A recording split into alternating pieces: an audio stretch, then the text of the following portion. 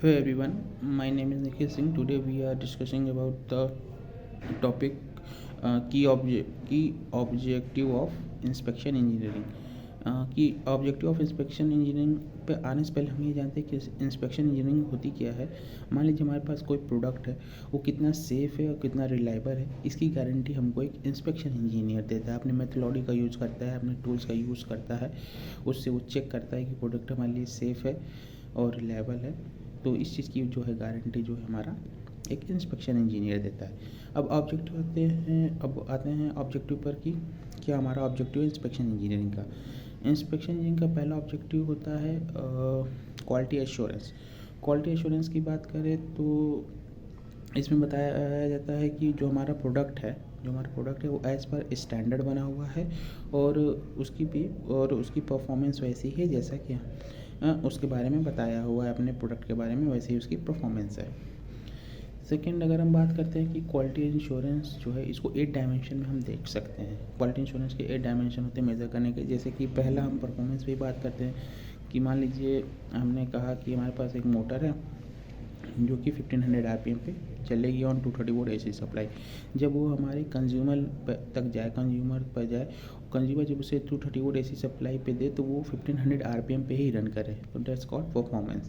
Performance के बाद आता है फीचर्स कि जो हमारा प्रोडक्ट उसमें क्या क्या फीचर है। जैसे जनरली मोबाइल लेते हैं तो उसमें देखते हैं कि उसमें कौन सा प्रोसेसर यूज़ हुआ है, कितने जीबी का है, कितने रैम का प्रोसेसर है उसमें, और कौन से कैमरा हैं, क्या क्या चीज़ें उसमें हैं, वाटर रेजिस्टेंस है कि नहीं, सब हमारे फीचर्स होते हैं। तो ये फीचर्स क्या क्या है।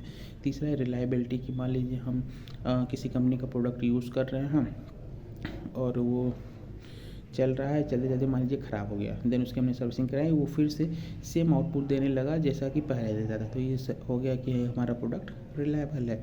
चौथा है ड्यूरेबिलिटी की एक पर्टिकुलर लाइफ टाइम तक कितना अच्छे से हमारा प्रोडक्ट चल रहा है, that is called durability. Then होता है सर्विसिबिलिटी की कितना जल्दी हमारा जो प्रोडक्ट है वो रिपेयर हो जाता है, दैट्स इज़ कॉल्ड सर्विसिबिलिटी। चौथा 6 नंबर होता है एस्थेटिक मतलब कि हमारा जो प्रोडक्ट है वो दिखने में मतलब सुंदर लगे, दिखने में अच्छा लगे। तो ये होता है एक एस्थेटिक। चौथा एक 7 नंबर पे होता है हमारा कन्फॉर्मेंस। कन्फॉर्मेंस ये बताता है कि जो हमारा प्रोडक्ट है वो एज़ पर स्टैंडर्ड बना हुआ है, जो हमारे कंट्री का स्टैंडर्ड है उसमें बना हुआ है। कि जैसे मान लीजिए मोबाइल से कुछ रेडिएशन निकलती हैं जो कि हार्मफुल होती है, तो एक पर्टिकुलर अमाउंट में निकले, उसको कंट्रोल करना वो भी इंस्पेक्शन इंजीनियरिंग का काम होता है। और एक 7 नंबर पे आता है जो कि हम देखें ये कस्टमर टू कस्टमर वेरी करता है, उसे हम कहते हैं क्या नाम है, परसीव्ड क्वालिटी कहते हैं कि भाई परसीव्ड क्वालिटी कहते हैं कि अपने कंज्यूमर लेवल पे किसको क्या अच्छा लगा, that's called perceived quality.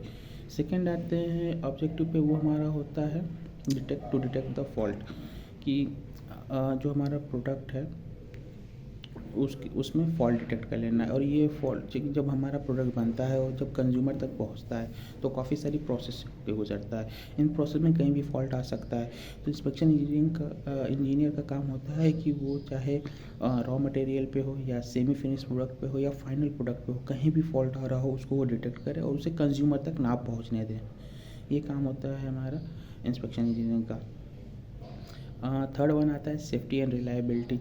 Safety and reliability की बात वही है कि हमारे इंस्पेक्शन इंजीनियर देखते हैं कि जो हमारा प्रोडक्ट है वो कंज्यूमर के लिए सेफ़ है कि नहीं। और रिलायबिलिटी की बात हम कर चुके हैं कि सर्विस होने के बाद पहले की तरह परफॉर्मेंस देने लगे।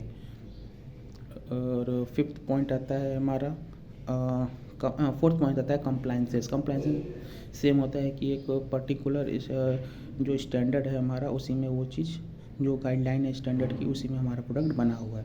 पाँचवा आता है कॉस्ट रिडक्शन का कि जैसे मान लीजिए जो इंस्पेक्शन इंजीनियर है वो जितना जल्दी हमारा फॉल्ट डिटेक्ट कर लेगा तो जो हमारा फॉल्टी प्रोडक्ट है वो कंज्यूमर तक नहीं पहुंच पाएगा। तो इससे क्या होता है कि कंपनी की जो रिपुटेशन है वो बचती है और और जो कॉस्ट होता है उसको भी बचाने में ये मदद करता है। बाकी इंस्पेक्शन ये देखता है कि कहाँ पे कॉस्ट रिड्यूस कर सकते हैं जब हमारा मटेरियल बन रहा है, इसमें भी जो है हमारा एक इंस्पेक्शन इंजीनियर मदद करता है। Then now these are objective of inspection engineering. Okay, thank you.